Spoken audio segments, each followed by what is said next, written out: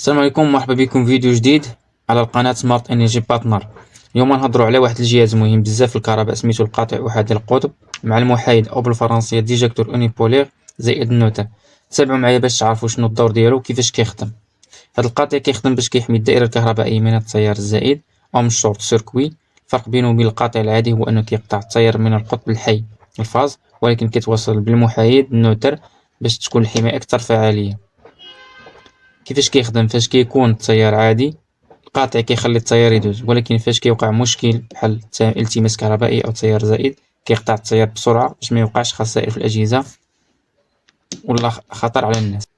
فين كنستعملوه؟ هذا النوع ديال القواطع كنستعملوه بزاف في التوصيلات ديال المنزل، خصوصا في الاماكن اللي فيها اجهزه حساسه بحال الثلاجه، الماكينه ديال التصبين، وحتى في المكاتب. الا كنتم مهتمين بالكهرباء ولا بغيتوا تعرفوا على الاجهزه اللي كتستعمل في التوصيلات، هاد القناه ديالكم ديروا لايك وتابوناو، خليو لي في التعليقات شنو الموضوع اللي بغيتو نهضروا عليه في الفيديو الجاي. شكرا بزاف ونتلاقاو قريبا ان شاء الله.